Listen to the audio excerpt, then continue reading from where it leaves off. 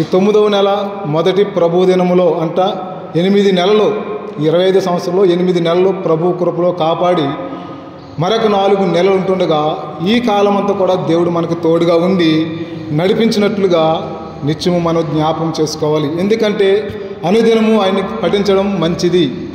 అయినప్పటికీ ప్రభువు పరిశుద్ధ దినముగా దీన్ని చేసుకున్నాడు. ప్రభువు యొక్క పునరుత్థాన దినము కాబట్టి మనం ఆయన ఆరాధించడం చేరువచ్చున్నాం. ఇట్టి సమయాన్ని దేవుడు నాకు ఇచ్చినందుకు, సంఘ కాపురి నాకు ఇచ్చిన ఈ అవకాశాన్ని బట్టి ప్రత్యేకమైన వందనాలు తెలియజేసుకుంటున్నాను. అదేవిధంగా మన వాక్యంలోనికి మనం ముందుకు వెళదాం. దేవుని యొక్క పరిశుద్ధ గ్రంథంలో నుండి కీర్తనలు 1వ అధ్యాయము 6వ వచనంలో ఒక శ్రేష్టమైనటువంటి మాటను దేవుడు మన కొరకు రాయించి పెట్టాడు. నీతిమంతుల మార్గము యెహోవాకు తెలియను. చాలు, ఒకే వరుడుగా చెప్తున్నా. నీతిమంతుల మార్గము యెహోవాకు మాత్రమే తెలుసు. ఎవరైతే యేసు క్రీస్తు ప్రభు ద్వారా రక్షింపబడ్డారో వారందరూ నీతిమంతులు. రక్షింపబడినటువంటి వారి యొక్క మార్గము మనకు కానీ, మన తోటి వారికి కానీ, మన స్నేహితులు కానీ, మన బంధువులు కానీ తెలవదు. కానీ ఆయనకి మాత్రమే తెలుసు. ఆయనే మన దేవుడు, మన రక్షకుడు, మన ప్రభువు యేసు క్రీస్తు వారు. నీతిమంతులు ఎవరు? అసలు నీతిమంతులుగా దేవుడు ఎందుకు ఎన్నిక చేసుకున్నాడు చూసినట్లయితే, జగత్తు పునాది వేయబడక మునిపే ప్రభు మనల్ని ఎన్నిక చేసుకున్నట్లుగా ఎఫెసీయులకు రాసిన పత్రిక 1వ అధ్యాయం 6వ వచనంలో మనం చూస్తాం. ఆయన కృపామహిమకు కీర్తి కలగడానికి ఆయన మనల్ని రక్షించుకున్నాడు. అదే ఇప్పుడు జగత్ పునాది వేయబడక మునిపే, సృష్టింపక మునిపే ఆయనలో ప్రణాళికలో మనం ఉన్నాం. అంటే మనం నీతిమంతులము అని అర్థం చేసుకోవాలి.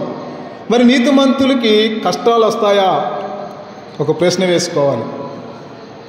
కష్టాలు వచ్చిన వారు దుర్మార్గులకి కష్టాలు వస్తాయని చాలామంది అంటారు.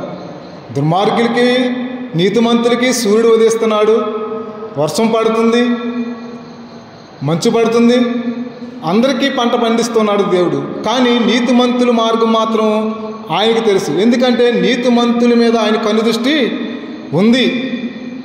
చూసినట్లయితే ఎవరు నీతిమంతులు అంటున్నాడు? యోబు గ్రంథంలో మనం చూసినట్లయితే ఆయన ఒక మాట తన గురించి చెప్పుకుంటున్నాడు. నేను నడిచే మార్గము యెహోవాకు తెలియను. 23:10 యోబు గ్రంథంలో మనం చూసినట్లయితే వెనక పుస్తకమేనండి, కీర్తనలకు వెనక ఉన్నటువంటి పుస్తకమే 23వ అధ్యాయము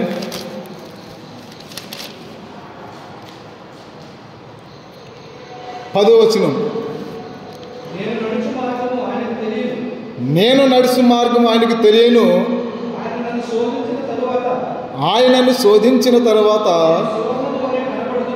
నేను సువర్ణం వలె కనబడు. యెహోవా మన మార్గాన్ని ఆయన దృష్టిలో పెట్టుకుని మనం నడిపిస్తే కొన్ని కష్టాలు వస్తాయి. ఏమంటున్నారు కదా? నేను నడుచు మార్గము ఆయనకు తెలియను, ఆయన నన్ను శోధిస్తాడు. మనం వెళ్ళే మార్గంలో కొన్ని శోధనలు, కొన్ని ఇబ్బందులు వస్తాయి. యోబు నీతిపరుడని చెప్తున్నాడు, యథార్థవర్తుడని చెప్తున్నాడు, దేవుని యందు భయభక్తులు గలవాడని దేవుడే చెప్పాడు. అదే సమయంలో యోబు గారు కూడా మాట్లాడు, నేను నడిచే మార్గము ఆయనకు మాత్రమే తెలుసు, నాకైతే తెలియదు. ఈ కష్టాలు రావడానికి కారణం నేను కాదు, దేవుని ఉద్దేశంలో, దేవుని ప్రణాళికలో నేను ఉన్నాను కాబట్టి కష్టాలు వచ్చాయి.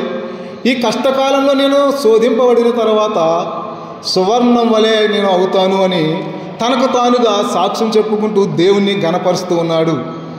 మన మార్గాల్లో, మన ప్రయాణాల్లో కొన్ని కష్టాలు, కొన్ని దుఃఖాలు, కొన్ని నష్టములే కాదు, దుఃఖాలే కాదు, కొన్ని నిందలు కూడా మనకి వస్తాయి. వాటిలో మనం శోధింపబడిన తర్వాత ఆయన దృష్టిలో మనం సువర్ణం వలె ఉంటాం. ఎగ్జాంపుల్గా మనం కొంతమంది తీసుకుంటే, నోవాహు నీతిపరుడని దేవుడే చెప్తూ ఉన్నాడు. నీ ఇంటి రక్షణ కొరకు ఓడ కట్టు అని చెప్పాడు. ఎన్నో శ్రమలు పడ్డాడు ఈ నోవాహు ఆ రోజుల్లో. భూలోకమంతా పాపంతో నిండిపోయినప్పుడు నోవాహుని పిలుస్తాడు, నీ ఇంటి రక్షణ కొరకు ఓడ నిర్మాణం చెయ్యి. ఆదికాండంలో ఆ మాట మనం చూస్తాం. 6వ అధ్యాయం ఆ మాటలో ఏమంటున్నాడు? నీ ఇంటి రక్షణ కొరకు ఓడ నిర్మాణం చేయమన్నప్పుడు అక్కడ అనేక మంది పాపాత్ములు ఉంటుండగా ఆయన కట్టేటప్పుడు, ఆ నోవాహు కట్టేటప్పుడు అనేకమైన నిందలు పడ్డాడు. గడిచిన పోయిన మాసం కంటే అంత ముందు మాసం బ్రదర్ మల్లేష్ గారు నోవాహు గారి గురించి చక్కని సాక్ష్యం ఇచ్చి, తన భార్య విషయంలో కూడా చక్కని సాక్ష్యంగా చక్కని సందేశాన్ని అప్పుడు మనకు అందించారు. ఎన్నో అవమానాలు, నిందలు, బాధలు ఒక నిర్మాణం చేయడానికి చాలా కాలం పట్టింది. అతను కష్టపడ్డాడు, నిందలు పడ్డాడు. అయినను తన ఇంటి రక్షణ కొరకు ఓడ నిర్మించుకుని ఆ 40 దినాలు రేయింబగలు పడినటువంటి వర్షంలో ఆ నావ ఓడ ఎత్తబడింది. కష్టాల్లో మనం సహిస్తే ఎత్తబడతాం. ప్రభు ఆనాడు కలవరి శిలువలో, ఆ కలవరి కొండలో మన కొరకు ఎత్తబడ్డాడు. యోహాను సువార్తలో కూడా జ్ఞాపకం చేస్తున్నాడు దేవుడు. అరణ్యంలో మోసే సర్పాన్ని ఎత్తినట్టుగా ప్రభువు యేసుక్రీస్తు వారు ఎత్తబడ్డాడు అని అక్కడ మనం చూస్తూ ఉన్నాం. కష్టాల్లో ఉన్నప్పుడు మనం ఎత్తబడితే గణపరచబడతాం. నీతిమంతుల మార్గము యెహోవాకు తెలియను అంటున్నాడు. నేను వెళ్ళి నడిచే మార్గము ఆయనకే తెలియాలి. మనకు తెలియకూడదు. మన ఉద్దేశం ప్రకారం మనం వెళ్ళకూడదు. మన ఉద్దేశాలు వేరు, ఆయనకు ఉద్దేశం వేరు. నీతిమంతులకు ఉద్దేశము వేరేగా ఉంటుంది దేవుని చిత్తంలో. అదే సమయంలో మనం చూస్తే అబ్రహాం కూడా మనం జ్ఞాపకం చేసుకోవచ్చు. నీ తండ్రి ఇంటిని, నీ ఊరిని విడిచి నేను చెప్పే ప్రదేశానికి రా అని 12వ అధ్యాయంలో అబ్రహాంకు దేవుడు పిలిచాడు. అబ్రహాంని ఎందుకు పిలిచాడు అక్కడి నుంచి అంటే, అక్కడ పాపం ఉంది. అబ్రహాం ఇంట్లో విగ్రహారాధన ఉంది. ఆ విగ్రహారాధన ఉంటే ఆశీర్వాదం నీకు రాదు. అబ్రహాము దేవుని దృష్టిలో నీతిమంతుడు, ముందే తెలుసు. అందుకే అంటాడు, అబ్రహాము దేవుని నమ్మెను, అది అతనికి నీతిగా ఎంచబడిను. ఆయన నమ్మాడు. మరి అక్కడ విగ్రహారాధన ఉందా లేదా చూస్తారా? అబ్రహాం ఇంట్లో విగ్రహారాధన ఉందా లేదా? 12వ అధ్యాయంలో అబ్రహాముని దేవుడు పిలుచుకున్నాడు. పిలుచుకుంటే యెహోషువ గ్రంథం 24:2 మనం చూస్తే వారింట్లో విగ్రహారాధన ఉంది. యెహోషువ గ్రంథం 24:2 చూస్తే వారింట్లో ఏముంది? విగ్రహారాధన ఉంది. అందుకే నువ్వు అక్కడ ఉంటే ఆశీర్వదించబడవు. నువ్వు కొంత శ్రమ పడాలి. తర్వాత నిన్ను నేను దీవిస్తా, నిన్ను ఆశీర్వాదకరంగా ఉంచుతా, నిన్ను ఆశీర్వదించి నిన్ను ఆశీర్వాదంకు కారకుడుగా నిన్ను చేస్తా అని చెప్పి 12వ అధ్యాయాన్ని పిలిచాడు. అక్కడ పాపం ఉంది. విగ్రహారాధన అంటే దేవునికి అయిష్టము. 24:2 చూసినట్లయితే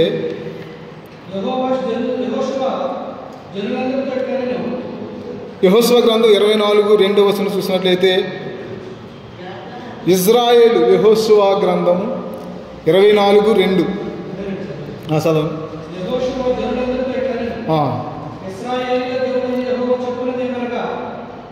చదవండి.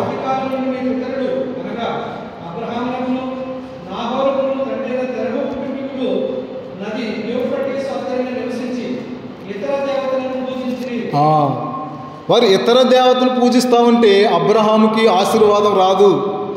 అతని కుటుంబం ద్వారా అనేక మంది ఆశీర్వదించబడవలసిన ప్రణాళికలో ఉన్నాడు. ఆయన మీద కనుదృష్టి, యెహోవా కనుదృష్టి ఆయన మీద ఉంది.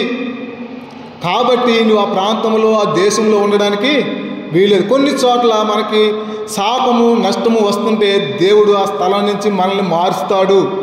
మార్చినప్పుడు కొన్ని కష్టాలు పడాలి. అబ్రహాము చాలా కష్టం పడ్డాడు. గుడారాలు వేసుకుంటూ తీసుకుంటూ యెహోవా చెప్పిన ప్రతి ప్రదేశానికి వెళ్ళాడు. నీతిమంతుల మార్గము యెహోవాకు తెలియను.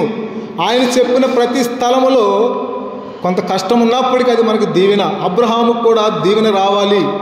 విగ్రహారాధనలో ఉంటే అబ్రహాముకు దీవెన రాదు. అతడు నీతిమంతుడు, ఆయన మీద నమ్మికించిన వాడు. ఆ కుటుంబం బయటికి రావాలి. అప్పటికి ఎన్ని సంవత్సరాలు అంటే 70 సంవత్సరాల వయసులో అబ్రహామును దేవుడు పిలుచుకున్నాడు. 99వ సంవత్సరంలో వచ్చి నేటికి కాలంలో మళ్ళీ నీ కుమారుని కంటావంటే సారా నవ్వింది. అయినప్పటికీ దేవుడు దాన్ని లైట్ తీసుకున్నాడు. నేను చెప్పిన మాట నెరవేరుస్తానని చెప్పి 100 సంవత్సరాల వయసులో ఇసాకును దేవుడు ఆయనకి గర్భఫలంగా ఇచ్చాడు. గొప్ప దీవెన పొందుకున్నాడు అబ్రహాము. అదే సమయంలో మనం చూస్తే యోసేపు కూడా నీతిమంతుడే. తన గృహంలో కొంత కష్టం ఉంది. అన్నలు ద్వేషిస్తూ ఉన్నారు. నాకు కల వచ్చింది. కల ఇది, మనం చేనులో ఉండి పనులు కోస్తూ ఉన్నాం, నా పన నిలబడింది, మీ పనులన్నీ వచ్చి నాకు సాష్టాంగపడ్డాయని చెప్పినప్పుడు అన్నలు ద్వేషించారు, అసూయపడ్డారు. ఇక్కడ ఉంటే నీకు ఆశీర్వాదం రాదు అని చెప్పి యోసేపును దేవుడు ఐగుప్తుకి నడిపించాడు. ఎన్ని శ్రమలు పడ్డాడు, ఎన్ని కష్టాలు పడ్డాడు, గుంటలోకి దోయబడ్డాడు, అమ్మి వేయబడ్డాడు, బానిసగా కొనుపోబడ్డాడు. చివరికి రాజు సింహాసనం పక్కన కూర్చునే అధికారాన్ని ఎన్ని కష్టాలు పడి ఉంటాడు. ఎగ్జాంపుల్గా ముగ్గురేగా చాలామంది ఉన్నారు. అయితే ఇక్కడ యోబు గారు ఏమంటున్నాడు, నేను శోధింపబడిన తర్వాత నేను సువర్ణం వలె అవుతాను. మరి సువర్ణము ఒకేసారి దానికి అందం వస్తుందా, దానికి కళ వస్తుందంటారా? రాదు. ఎందుకు రాదంటే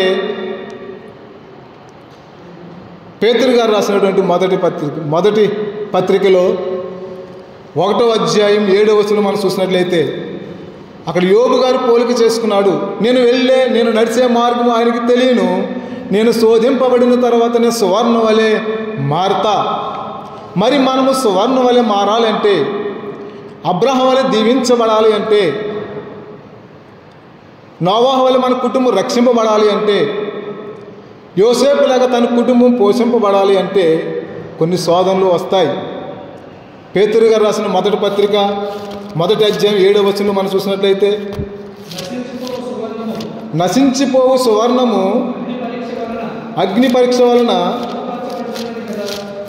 ఏమవుతుందంటే అగ్ని పరీక్ష వలన మనకి కూడా అగ్ని లాంటి పరీక్షలు వస్తాయి. ఇంకా చదవండి కదా ముందుకి. దానికంటే అమూల్యమైనది మన విశ్వాసము. పరీక్షకు నిలిచినదై యేసు ప్రభువారు మనకి ప్రత్యక్షమయ్యేటప్పుడు మెప్పును, మహిమయు,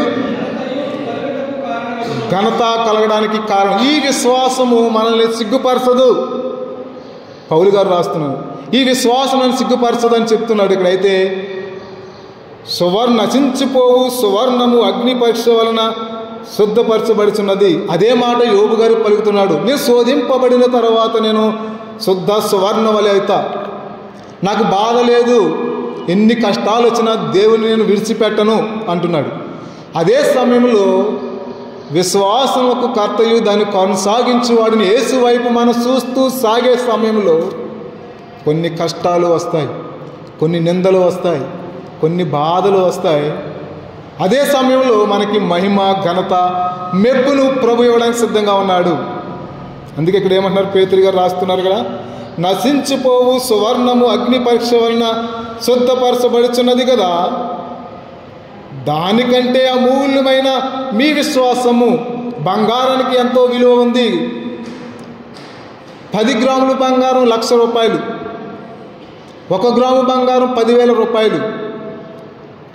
ఆవగింజంత విశ్వాసం ఉంటే చాలని ప్రభు చెప్తున్నప్పుడు ఆవగింజను తీసుకెళ్ళి బంగారం దగ్గర 100 కేజీలు పెట్టి మన ఆవగింజంత విశ్వాసం పెట్టి మన విశ్వాసంలో మనం నిలబడినట్లయితే దానికంటే శ్రేష్టమైనది దేవుని యొక్క మెప్పు.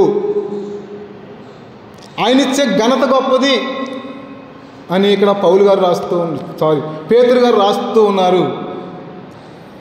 ఆవగింజ చూడడానికి చిన్నగా ఉంటుంది, తేలికగా ఉంటుంది, కానీ అలాంటి విశ్వాసం నీలో ఉంటే చాలు అని ప్రభు చెప్తున్నారు. మత్తయి సువార్తలో మాట మనం చూస్తాం, సువార్తలో మన మాట చూస్తూ ఉన్నాం. మీలో ఆవగింజంత విశ్వాసం ఉంటే చాలు, ఈ కొండ తీసుకెళ్ళి సముద్రం పడమంటే పడిపోతుందని ప్రభువారు చెప్పారు. మన విశ్వాసము సువర్ణము కంటే గొప్పది, బంగారం కంటే గొప్పది మన విశ్వాసం. ఈ విశ్వాస జీవితంలో అనేకమైన శోధనలు మనకు వస్తాయి. నీతిమంతునికి కలుగు ఆపదలు అనేకములు, వాటన్నిటి నుంచి వాటిని తప్పిస్తాడు. కీర్తనలో 92లో మనం ఆ మాట చూస్తాం. మన విశ్వాస జీవితంలో కొన్ని కష్టాలు, శ్రమలు పడితే మనం సువర్ణం వలె మార్చబడతాం. సువర్ణం కంటే విలువైనది మన విశ్వాసం అని ఇక్కడ పేతురు గారు చెప్తున్నారు. ప్రియులారా, మన విశ్వాసం ద్వారానే ఇక్కడ ప్రభు సన్నిధికి వచ్చాం. ఆదివారం రొట్టె విరవాలి, రసపాత్రలోనిది మనం తాగాలి, ఆ రొట్టె ప్రభువైన యేసుక్రీస్తు యొక్క శరీరమని, ఆ రసపాత్ర ప్రభువైన యేసుక్రీస్తు రక్తమని విశ్వాసంతో మనం ఇక్కడికి వచ్చాం. కాబట్టి సువర్ణం కంటే అమూల్యమైనటువంటి విశ్వాసంతో మనం ఇక్కడికి వచ్చినప్పుడు ఆ విశ్వాసంలో కొన్ని ఇబ్బందికరమైనటువంటి సమస్యలు మనకు ఎదురవుతాయి. నేను శోధింపబడిన తర్వాత నేను సువర్ణం వలె చేయబడి. ఎంత విశ్వాసంతో యోబు ముందుకు సాగుతున్నాడండి. ఐశ్వర్యంతో ఉన్నాడంటే కాదండి, మంచి ఆరోగ్యంతో ఉన్నాడంటే కాదండి. 3 స్నేహితులు వచ్చి తను పరీక్షిస్తూ ఉన్నారు. ఆ సమయంలో పడుగుతున్నాడు, నేను నడిచే మార్గము ఆయనకి మాత్రమే తెలుసు. నేను వెళ్ళే మార్గం అంతట్లో ఎన్ని కష్టాలు వచ్చినా ఆయన నన్ను తప్పిస్తాడు. ఇప్పటి కాల శ్రమలు ఎన్నదగినవి కావు. నా విశ్వాసము చాలా గొప్పది. నా విశ్వాసంలో దేవుని స్థానము తప్ప మరొకటి లేదు. నాకున్న కుమారులు కాదు, నన్ను విధులేసి వెళ్ళిపోయిన నా భార్య కాదు, నా ఆస్తి సంపద కాదు, నా పనివారు కాదు, నా దేవుడే నాకు ఆధారం. నేను వెళ్ళే మార్గం అంతట్లో నా దేవుడు నాకు తోడుగా ఉన్నాడు. నేను ఇప్పుడు శోధింపబడుతూ ఉన్నాను, తర్వాత నేను సువర్ణం వలె విలువైనటువంటి జీవితాన్ని నేను పొందుకుంటాను. మరి ఆ యోబు గారు పొందుకున్నారా అంటే అద్భుతమైనటువంటి దీవెనలు పొందుకున్నారు. రెట్టింపు కుమారులను, సౌందర్యం కలిగినటువంటి కుమారులను, కుమార్తెలను దేవుడు యోబుకు అనుగ్రహించాడా లేదా? ఈ విశ్వాస జీవితంలో కొన్ని మనం కోల్పోతున్నప్పుడు, కొన్ని నష్టపోతున్నప్పుడు వాటికంటే శ్రేష్టమైనవి దేవుడు మనకిస్తాను అంటున్నాడు. ప్రియులారా, ఈ విశ్వాస జీవితంలో కొన్ని అనుకూలపరచలేని సమయంలో సులువుగా చిక్కులు పెట్టే కొన్ని మనల్ని పట్టుకుంటూ ఉంటాయి. సులువుగా మనల్ని బలహీనపరిచేవి కొన్ని ఉంటాయి. ఎబ్రీయులు రాసిన పత్రికలో పౌలు గారు చెప్తూ ఉన్నారు, 12వ అధ్యాయం 2వ వచనంలో మనం చూసినట్లయితే,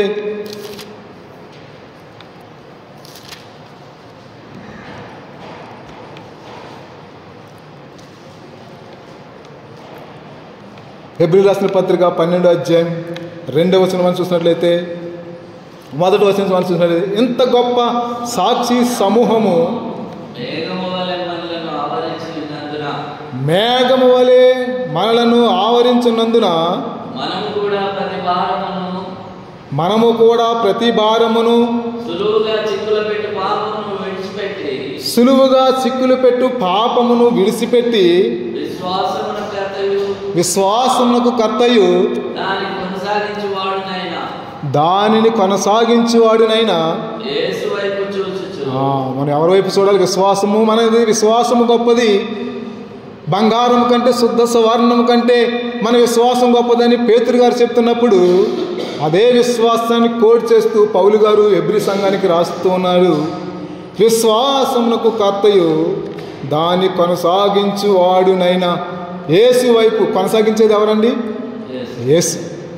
మన విశ్వాసంలో మనం కొనసాగించేది మనము కాదు, మన ప్రభువు యేసుక్రీస్తు వారే.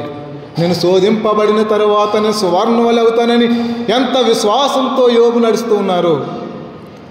సువర్ణము కంటే మన విశ్వాసం గొప్పదని పేతురు గారు చెప్తున్నారు. అదే సమయంలో ఈ విశ్వాసాన్ని కొనసాగించడానికి ఆధారము మన ప్రభువు యేసుక్రీస్తు వారే. మన విశ్వాసము మామూలైంది కాదండి. రోమాపత్రిక 10:9 మనం చూస్తున్నాముగా, యేసుక్రీస్తు ప్రభుని మన విశ్వాసంతో అన్నప్పుడు యేసు మన విశ్వాసానికి ఆధారంగా కర్తగా ఉన్నాడు. నా పాపముల కొరకు ఆయన చనిపోయాడని నోటితో ఒప్పుకోగానే అత్తుకుంటూ ఉన్నాడు. అప్పుడు మనకు రక్షణ వచ్చింది. బాప్తిసం ఇచ్చిన తర్వాత పరిశుద్ధాత్మతో మనల్ని అభిషేకించి మనకు తోడుగా ఉన్నాడు. కాబట్టి ఈ విశ్వాసము అమూల్యమైనది, బంగారం కంటే గొప్పది అని పేతురు గారు చెప్తూ ఉన్నారు. ఈ విశ్వాసానికి ఆధారం మన ప్రభువు యేసుక్రీస్తు వారే అని ఇక్కడ మనం చూస్తూ ఉన్నాం. యేసు వైపు చూచుచు, ఎబ్రీయుల రాసిన పత్రిక 12:2 యేసు వైపు చూచుచు మన ఎదుట ఉంచబడిన పందెములో ఓపికతో పరిగెట్టు. విశ్వాసంలో పందెం ఎక్కడండి? ఎక్కడ ఉంది పందెము? దేవుడు మన మీద ఒక బెట్ కాస్తాడు అపవాది దగ్గర. యోబును చూసావా? భూలోకమంతా తిరిగి వచ్చావు కదా, నీతిపరుడు, యథార్థవర్తనుడు, దేవుడంటే భయభక్తులు కలిగిన యోబును చూసొచ్చావా? మన విశ్వాసంలో కూడా దేవుడు పందెం కడుతూ ఉన్నాడు.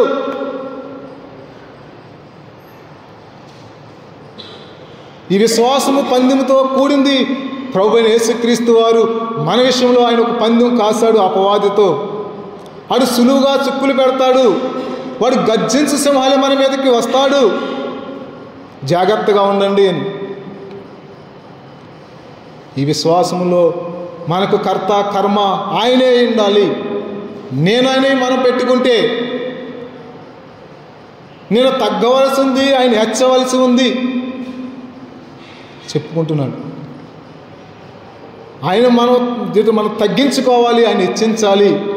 మన విశ్వాసానికి కర్త ఆయనే. నేను నడిచే మార్గం ఏదైనప్పటికీ నేను శోధింపబడిన తర్వాత సువర్ణ వలె మారుతా. ఇదే మాట అక్కడ యోబు గారు పలుకుతున్నారు. సువార్తల్లో కూడా అదే మాట రాయబడింది.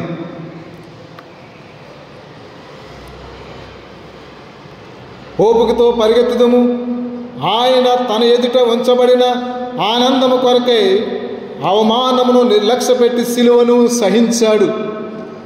మనకి ఇట్టి విశ్వాసానికి కర్తగా ఉండడానికి ఆయన ఏం చేశాడండి? సిలువను మోసాడు, శ్రమలు భరించాడు. ఆయన శ్రమలతో పోలితే మన శ్రమలు ఎన్నదగినవి కాదు. ఆయన భరించినటువంటి బాధ మన పడే బాధ వంటిది కాదు. అంతకంటే రెట్టింపు కలిగినటువంటి భారం ఆయన మోసాడు. అవమానమును నిర్లక్ష్య పెట్టుకున్నాడు. ఆయన అవమానాన్ని ఆయన ఏమి లక్ష్య చేయలేదు. నా ముందుంచబడింది గొప్ప దీవెన ఉంది నాకు అని ప్రభువైన యేసుక్రీస్తు వారు ఓర్చుకున్నాడు అనేవాడు మనకు రక్షణ ఇవ్వడానికి. ఈ విశ్వాసానికి కర్తగా ఉండడానికి ఆయన ఏం చేశాడండి? అవమానాన్ని నిర్లక్ష్య పెట్టి సిలువను సహించి దేవుని సింహాసనము యొక్క కుడిపార్శ్వమున ఆసీనుడై ఉన్నాడు. మనం కూడా విశ్వాసములో అన్నిటినీ సహిస్తే క్రీస్తుతో పాటు ఆయన ప్రక్కన కూర్చుండబెట్టుకుంటానని దేవుడు చెప్పాడు కదా ప్రియులారా.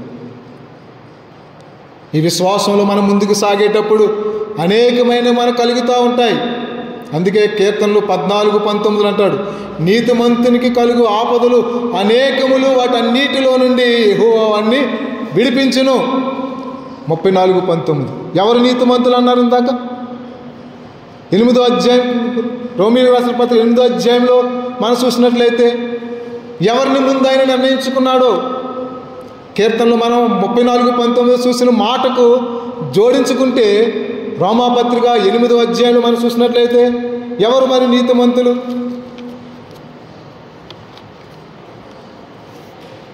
29వ వచనం 8:29 చదవండి. కుమారుడు అనేక సహోదరుల్లో జ్యేష్ఠుడగినట్లు దేవుడు ఎవరిని ముందుగా ఎరుగునో తన కుమారునితో సారూప్యం గలవారొకటకు వారిని ముందుగా నిర్ణయించెను. మరియు ఇక్కడ చూడండి అమ్మ, ఎవరిని ముందుగా నిర్ణయించెనో వారిని పిలిచెను, ఎవరిని పిలిచెనో వారిని నీతిమంతులుగా తీర్చెను, ఎవరిని నీతిమంతులుగా తీర్చెనో వారిని. అదే పేతురు గారు రాస్తూ ఉన్నారు, నశించిపోవు శుద్ధ సవర్ణం కంటే మన విశ్వాసము గొప్పది. ఈ విశ్వాసములు అనేకమైన మనకు వస్తాయి. ఇవన్నిటిలో నిలిస్తే దేవుని యందు మెప్పు, ఘనత, మహిమయు. ఇక్కడ ఎవరు రాస్తున్నారు?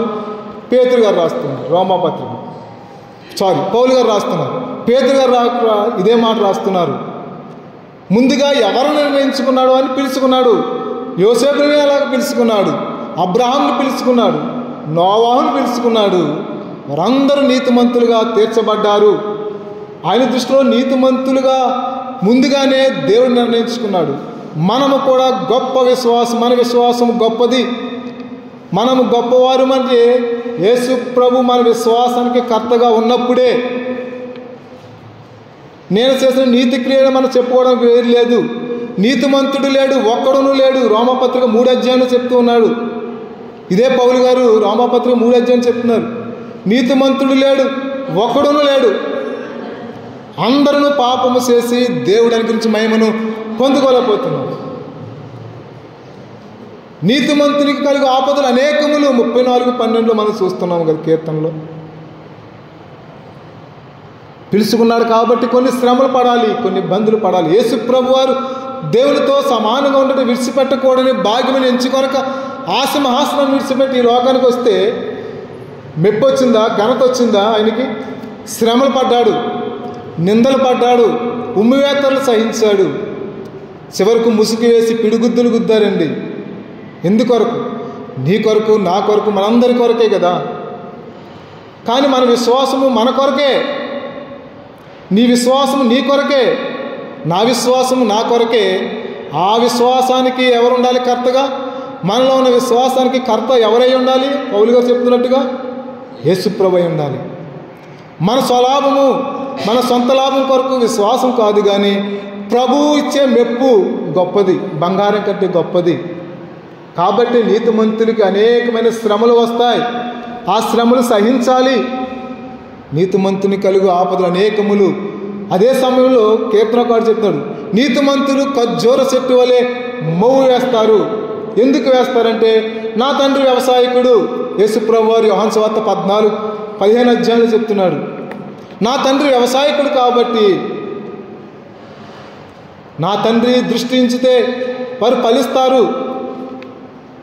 యోహాను సువార్తలో యేసుప్రభు వారు తండ్రి గురించి చెప్తాడు, నా తండ్రి వ్యవసాయకుడు, నేను ద్రాక్షావల్లిని, నాలో అంటకట్టుబడి నిలిస్తే మీరు ఫలిస్తారు. తీగ వేరుగా ఉంటే ఫలించదు. 15 అధ్యాయం కదమ్మా అది, 15 అధ్యాయం. ఆయన వ్యవసాయకుడు కాబట్టే ఖర్జూర చెట్టుము మొవ్వు వేస్తూ ఉంది. ఆయన దృష్టి మన మార్గం మీద ఉంది. మనకి ఎన్ని శ్రమలు వస్తే తప్పిస్తాడు. అవి కొంతకాలమే శ్రమలు. ఎగ్జాంపుల్గా మనం చూస్తే, క్రియారూపంగా మనం చూస్తే, పంట వేసే రైతు పంట మీద కనుదృష్టి లేకపోతే సరైన దిగుబడి వస్తుందంటారా? మంచి ఫలాలు ఫలిస్తాయంటారా చెట్లు? కానీ వరి నాట్లు వేసినప్పటి నుంచి అంటే నాటు వేయకముందే భూమి యొక్క సారాన్ని సదును చేసి దున్ని మెత్తన చేస్తాడు రైతు. ముందున్నటువంటి ఫలం పొందుకోవడానికి, రాబోయే ఆ లాభం కొరకు ఎన్నో శ్రమలు పడతాడు రైతు. ఆషామాషిగా రైతుకి లాభం రాదు. వచ్చే లాభంలో చాలా కష్టం ఉంది. ఎండ దెబ్బతింటాడు, చెమటూరుస్తాడు. తనకున్నటువంటి కష్టాన్ని ముందొచ్చే ఫలం కొరకు సంతోషంగా భరిస్తాడు. మన విశ్వాసంలో కూడా కొన్ని శ్రమలు వచ్చినప్పుడు సంతోషంగా భరిద్దాం. మన నీతిమంతులుగా తీర్చబడాలి అంటే శ్రమలు పడాలి. పడితేనే నీతిమంతుని యొక్క తత్వం బయట పడుతుంది. నీతిమంతుని యొక్క విలువ ఫలిస్తూ ముందుకు వస్తుంది. ఖర్జూర చెట్టు మొవ్వు వేస్తే ఎన్ని ఫలాలు వస్తాయో, ఒక పండు 2 పండ్లు కాదండి, 100 వేలల్లో చెట్టు ఫలిస్తుంది ఖర్జూర చెట్టు. ఆషామాషిగా ఫలాలు పండించదు. ఖర్జూర చెట్టు ఎందుకు పోల్చాడంటే, నీతిమంతులు అంత గొప్పగా దీవించబడతారు. శుద్ధ సువర్ణం కంటే గొప్పది మన విశ్వాసం. విశ్వాసంలో శ్రమలు పడాలి, ఇబ్బందులు పడాలి, అవమానాలు పడాలి. అదే సమయంలో దేవుని ఒప్పు పొందుకోవడానికి ఓర్పు మనకి కావాలి. నీతిమంతులకు కలుగు ఆపదలు అనేకములు, అనేకమైన ఆపదల్లో, నిందల్లో, అవమానాల్లో మనం వెళ్తూ ఉన్నాం. మన వ్యక్తిగతంగా మనకి ఎన్ని బాధలు ఉన్నాయో మనకి మాత్రమే తెలుసు. ప్రభువుకు కూడా అంతకంటే ముందుగా తెలుసు. ఇర్మియా 33:3 మాట చెప్తూ ఉన్నాడు, నువ్వు నాకు మొర్ర పెట్టుము, నిన్ను ఉత్తరం ఇచ్చేదేనో. నువ్వు గ్రహింపలేని సంగతులు, గొప్ప సంగతులు ఎందుకు? 33:3 దేవునితో ఫోన్ నెంబర్ మనకు అది. 33:3 ఇర్మియా 33:3లో నువ్వు నాకు మొర్ర పెట్టుము. మొర్ర ఎప్పుడు పెడతారండి? శ్రమ ఉన్నప్పుడే. సంతోషము, లాభం వచ్చినప్పుడు ప్రార్థన చెయ్యం, కానీ ఆనంద గీతాలు పాడతాం. ఎప్పుడు మొర్ర పెడతాం మనం? శ్రమ కలిగినప్పుడు, బాధ కలిగినప్పుడు, నష్టం వచ్చినప్పుడు, నిందలు వచ్చినప్పుడు. యోబు గురించి సాక్ష్యం ఇచ్చాడు దేవుడు. నీతిమంతుడు, యథార్థవర్తనుడు, దేవుని యందు భయభక్తులు కలిగిన వాడు. ఎన్ని బిరుదులు ఇచ్చాడండి. సుఖమేముంది, తర్వాత అన్ని కష్టాలే, బాధలే, నిందలే. అప్పుడు మర్రపెట్టు అంటున్నాడు. యోనా ఎక్కడుండి మర్రపెట్టాడు? బయట ఉన్నప్పుడు మర్రపెట్టలే, తప్పుడు దోవలు వెళ్తున్నప్పుడు మర్రపెట్టలే. ఎక్కడ మొరపెట్టాడు? చేప కడుపులో నుంచి 3 దినాలు కడుపు చేపలో ఉండి మొరపెట్టాడు. అవునా కాదు? తర్వాత ఏం జరిగింది? ఒక మహాపట్టణం రక్షింపబడింది.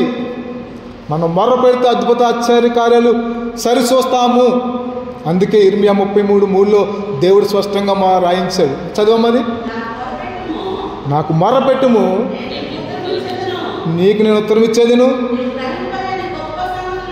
నువ్వు గ్రహింపలేని గొప్ప సంగతులను, ఘోరమైన సంగతులను నీకు తెలియజేతును. చూసారా? ప్రార్థన చేస్తే చాలు, ప్రార్థన చేస్తే చాలు ప్రియులారా. మనం బంగారాన్ని పోల్చుకున్నాం కదా. బంగారము దానికి ఉన్నటువంటి మెరుగు రావాలంటే కొలుములో కాల్చబడాలి. విశ్వాసములో విజయము రావాలంటే శ్రమలు సహించాలి. సామెతలు 17:3 మన విశ్వాసము ఎలా పరీక్షించబడుతుంది? 17:3 సామెతలు. వెండికి మోస తగినది, బంగారమునకు కొలిమి తగినది హృదయ పరిశోధకుడు. చాలండి. మన హృదయంలో ఏముందో, మన విశ్వాసంలో ఎంత బలముందో ఆయనకే తెలుసు. నేను నడిచే మార్గము ఆయనకే తెలుసు.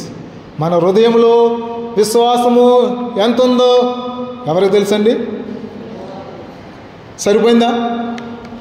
ఆయన ఎందుకు భయభక్తులు కలిగేవాడు కాబట్టి, దేవుడు ఆయన హృదయాన్ని ఎరిగాడు కాబట్టి, యోబు యెహోవా యొక్క మనసు ఎరిగినవాడు కాబట్టి, నేను నడిచే మార్గము ఆయనకి తెలుసు, నీతిమంతుల మార్గము యెహోవాకు తెలుసు అన్నట్టుగా యోబు గారు కూడా అదే మాట చెప్పుకుంటూ, నేను నీతిమంతుడని చెప్పుకోలేదు కానీ నేను నడిచే మార్గము ఆయనకి తెలియను, నేను శోధింపబడిన తర్వాత బంగారం వలె అవుతాను అని చెప్పాడు. ఇక్కడేమంటున్నారు సామెతల్లో?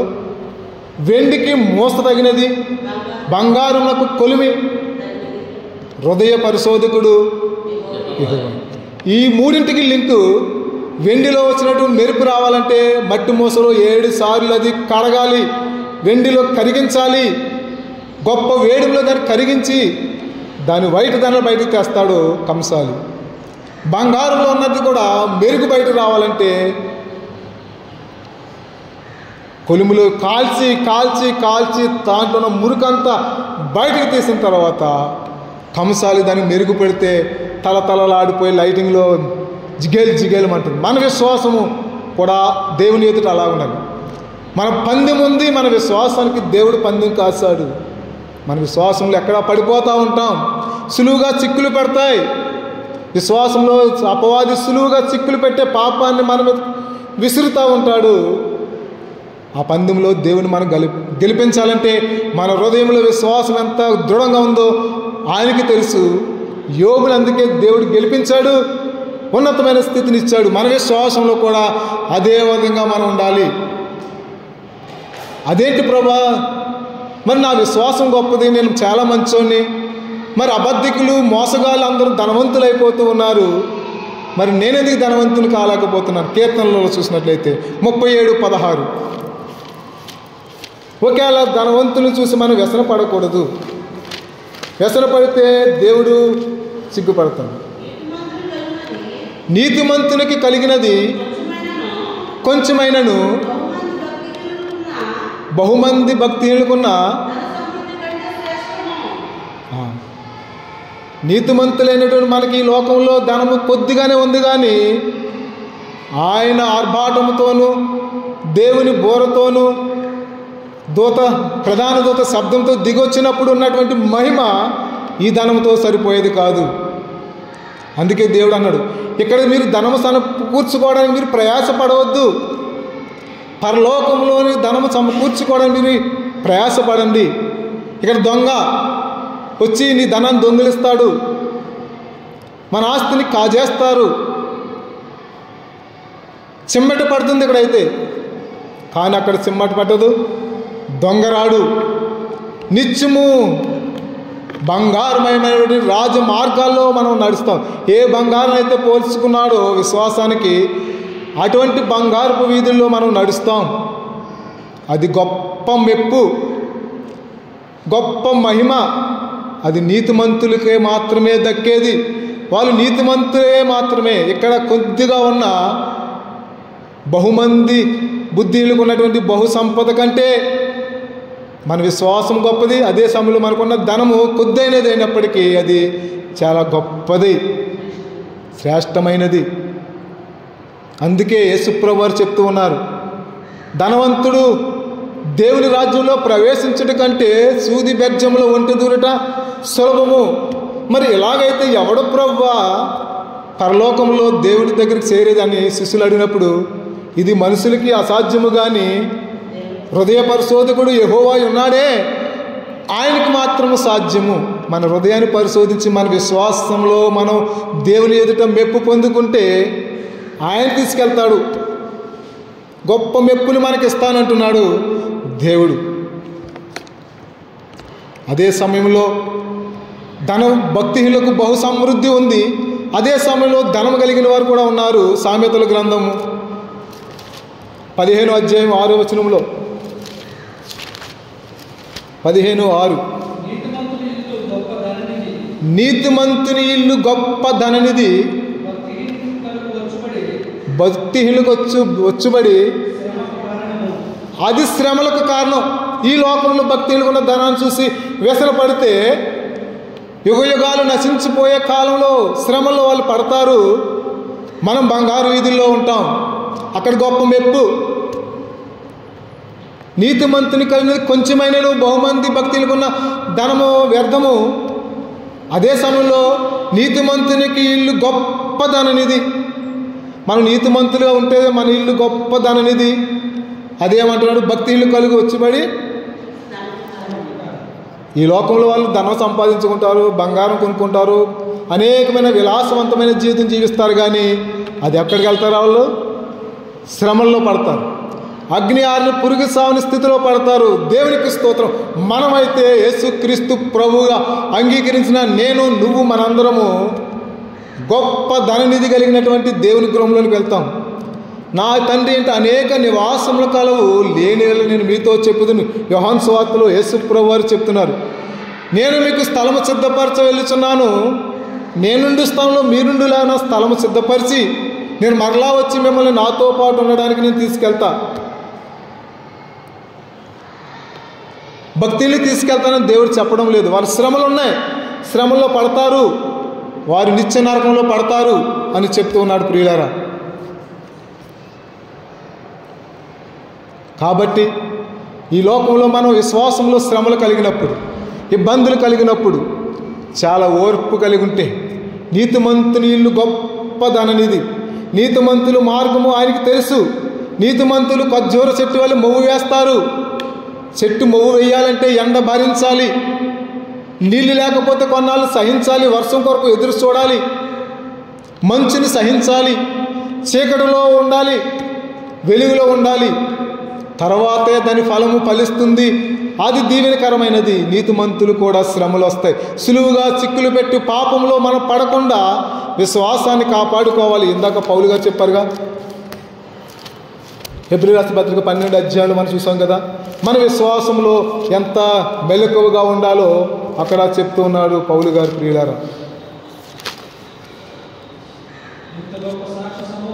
ఎంతో గొప్ప సాక్షి సమూహము మనము, మేఘము వలె మనల్ని ఆవరించున్నందున, అందుకే పరిశుద్ధాత్మ దేవుడు మన మధ్యన ఉన్నందున చదవండి, మనము కూడా ప్రతి భారమును సులువుగా చిక్కులు పెట్టు పాపమును విడిచిపెట్టి విశ్వాసమునకు కర్తయు దానిని కొనసాగించువాడునైనా యేసు ప్రభు వైపు చూస్తూ మన ముందుంచబడిన పందెములో ఓపిక కలిగి ఉండాలి, ఓర్పు ఉండాలి. ఈ విశ్వాసంలో ఓర్పు కలిగి మనం ఉండాలి. ఈ విశ్వాసానికి కర్త మన ప్రభువే. మన హృదయంలో ఎంత విశ్వాసం ఉందో ప్రభు చూస్తూ ఉన్నాడు. ఇంత గొప్ప సాక్షి సమూహము అనగా పరిశుద్ధాత్మ దేవుని కలిగిన మనము గొప్ప సాక్షి సమూహము. యేసు ప్రభు మాత్రమే దేవుడు, ఆయనే లోక రక్షకుడు, సకల పాపాలకు పరిహారకుడు అని ఎంత గొప్పగా ఉన్నప్పటికీ భయపడాల్సిన పని లేదు. చిన్న మంద నువ్వు భయపడద్దు అంటున్నాడు. కొద్ది మందిగా ఉన్నప్పటికీ గొప్ప సాక్షి సమూహము చెప్తున్నాడు. అందుకంటాడు ఆయన, పరిగెత్తుదము, ఆయన తన ఎదుట ఉంచబడిన ఆనందము కొరకే అవమానమును నిర్లక్ష్య పెట్టి సిలువను సహించి దేవుని సింహాసనము యొక్క కుడి పార్శ్వమున ఆసీనుడై ఉన్నాడు. మరి యేసు ప్రభు వారు దేవుని సింహాసనంలో కుడి పార్శ్వమున కూర్చున్నాడని ఎవరు చెప్పారు? పౌలు గారికి ఎవరు చెప్పారు? అపోస్తల కార్యములు 7వ అధ్యాయంలో స్టెఫెన్ని రాయిలతో కొడుతూ చంపుతూ ఉన్నారు. 7వ అధ్యాయంలో చెప్తున్నాడు, యేసు ప్రభు తండ్రి కుడి పార్శ్వమున కూర్చుండడం నేను చూస్తున్నాను. వారి మాటలు విని కోపంతో మండిపడి చదవండి. పరిశుద్ధ ఆకాశం వైపు తేరి చూసి దేవుని యొక్క మహిమను, యేసు దేవుని కుడి పార్శ్వన కూర్చుండి చూసి ఆకాశము తెరవబట్టి మనుష్య కుమారుడు దేవుని కుడి పార్శ్వన నిలుచుండిటయు. ఎందుకు యేసు ప్రభు నిలబడ్డాడంటే స్టెఫెను చనిపోతూ ఉంటే బాధ కలిగింది యేసు ప్రభుకి. నా కొరకు సాక్షిగా హతసాక్షిగా పోతా ఉన్నాడు స్టెఫెను అని చెప్పి నిలబడి ఆయన విశ్వాసానికి గౌరవం ఇచ్చాడు యేసు ప్రభు. మన విశ్వాసానికి దేవుడు అంత మెప్పు ఘనతను మనకిస్తానన్నాడు ప్రియులారా. కాబట్టి నీతిమంతుల మార్గము యెహోవాకు మాత్రమే తెలుసు. హృదయ పరిశోధకుడు యెహోవాయే. వెండి బంగారుల కంటేను మన విశ్వాసము గొప్పది, శుద్ధ సువర్ణ కంటే మన విశ్వాసము గొప్పది. నేను శోధింపబడిన తర్వాత సువర్ణ వలె మారుతాను, వాటికంటే గొప్పది మన విశ్వాసము భక్తులు చెప్తూ ఉన్నారు ప్రియులారా. అదే సమయంలో యేసు ప్రభు వారు కూడా మన విశ్వాసంలో శోధనలో నిలబడి దేవునికి సాక్షిగా నిలబడితే తండ్రి కుడి పార్శ్వన ప్రభువు నిలబడి మన విషయంలో గొప్ప మెప్పు ఘనత మనకి ఇస్తానంటున్నాడు ప్రియులారా. అందుకే నీతిమంతుల మార్గము యెహోవాకు తెలియను. ఇంత గొప్ప దేవుడి విశ్వాసాన్ని మనకి ఇచ్చాడు ప్రియులారా. ఈ విశ్వాసములు ఎక్కడ చిక్కులుగా చిక్కులు పెట్టే పాపానికి అవకాశం ఇవ్వకుండా దేవుని సన్నిధిలో దేవునికి ఆయన పందెం వేస్తూ ఉన్నాడు. పందెంలో ప్రభు మనం గెలిపించే విధంగా మన జీవితాన్ని ముందుకు కొనసాగించి ఆ రీతిగా మన గృహానికి, మనకి, మన సంఘానికి మేలు కలిగినట్లుగా దేవుడి మాటలు దీవించును గాక. ఆమేన్. ఈ సమయం ఇచ్చినటువంటి దేవునికి అదే దయచేసి ప్రత్యేకమైన వందనాలు తెలియజేస్తున్నాను.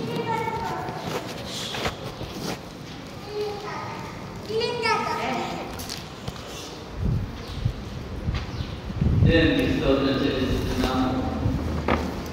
దీనికి అనగా